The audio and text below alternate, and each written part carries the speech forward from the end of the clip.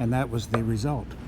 Very good. Now, as we're talking white woodland, and Jim has it described, we're kind of going into more of those kind of softer colors and these beautiful whites.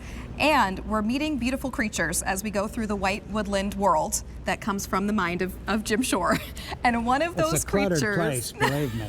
But it's a darling place, and it's a place that is populated by our wonderful little gnomes. And this gnome is a lumberjack gnome living in the forest. You can see his wonderful beard and his little nose, his hat with all of that detail. $39.98, another new today piece. He even has a little squirrel friend. And gnomes are so popular right now. You know, this is another one of those things that that came about by accident. Really? Yeah, a lot of times in between major projects, you know, some of the projects are really intense and they're large, and you know, I have to really pour myself into them, and then I know, okay, there's another one on the way, but before I start that, I want to relax and do something just simple. Okay.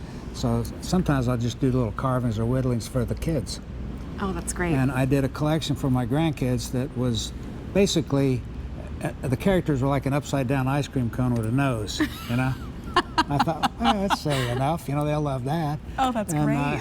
And so once again, it was one of my grandkids said, Grandpa, you know, I have to put this on the line, you know? They're always, you know, they're looking out for me. How many grandkids do you have? I think 13. 13. Don't ask me to name them. Okay, I won't. It's like naming the dwarfs, you know? Yes. Or the gnomes. I have 13 of them. They're all, I love all different, but I love every one of them. Oh, anyway, that's amazing. That's what started this, and so we took I'd made up some that were in character form and put them on the line, and it took off like crazy. Wow. And it hasn't stopped yet, you know. So we've done, well, Lumberjack Gnome, I mean, yes. But we've done gnomes around the world, gnomes in the garden, gnomes in the kitchen, you know, gnomes, just sporting gnomes, fishing gnomes, you know, just anything we could think of. And we've done them tiny like this, we've done them big like this. So this is an addition to the collection that I think if you collect the gnomes, which so many people do. Yeah. And I've done several hundred of them, you know. Wow. Yeah, yeah. In the studio, it's like, I have a studio, well, I have 3 studios. Okay. One in South Carolina, one in my home in South Carolina, and then a studio proper, and then I have one in Ireland. And so that when we travel around, they won't let me stop working, you know. It's like, you know, going on vacation in Ireland. Okay. And you're still going to be working.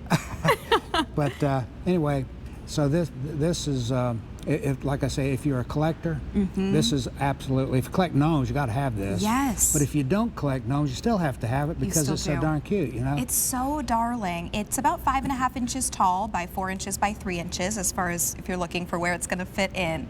This would look so cute if you have a Christmas village and you just placed your little woodland gnome creature there. And you're showing us just that level of detail that we're getting. And this is all of that sort of Norwegian folk art inspired design, is that right? Yeah, once, you know, the design work, you know, I work in, well, okay, I'll use rose modeling. I use what's called Fraktur. It's German, and it's that last piece that we showed the little sampling of. Yes. That was what that was. Okay. And that's very colonial. That's actually what morphed into what we call Pennsylvania Dutch. Okay, got it. Which is actually Pennsylvania Deutsch. It's German. For German, okay. It's a mispronunciation. Nobody knows that. But and then I used the Laplandic, you know, the Nordic designs, and I used the Dutch Hendelopen, which is another version of it. Oh my goodness. Plus a lot of quilting patterns and so forth. And those are all elements that become part of our folk art. Yes. You know, and one of the things that I think is that, like I said earlier, makes the line a little bit original. Originality is what gets you kicked off. That puts you in the starting, starting zone. And with me, it was the matter of, you know, coming up with a cool shape, which I had no problem doing because, you know, so many years of doing this. Right. And then picking out a motif that suited it, even though the subject of the motif had nothing to do with the subject of the piece. Interesting. And so it has this interesting, interplay between the two. Yes, and I think that that's what makes it such a unique piece, and also what makes it takes it to that next level, because we can go out in the store and find gnomes and they're going to be overly cutesy. They're going to be not something that we want to put into our homes. And this is something that really becomes an heirloom piece, as all of your pieces do. It is a work of art. Well, not only that, but all these pieces, these are all handmade. Yes. It's not the original, but it's a hair's breadth away from being the original, because it's of course the original carving and sculpting and so forth is done by hand, obviously. Right. But the mold making, it's not like it's pumped out of a injection machine somewhere. Right. It's not a factory thing. Our production even is more of a studio flavor than a factory flavor. Right. And these things are done by hand. They're cast by hand. They're what we call fettled, which is cleaning up of the piece. That's all done by hand.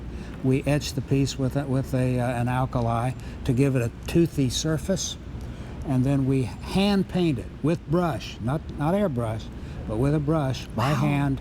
Every single stroke on here, whether it's floating, glazing, dry brushing, or whatever, and that's what makes these pieces, I think, unique and different, because it's all done by an artist's hand. Right. And think about what you would pay normally to go into an artist's workshop and bring home a unique piece like this.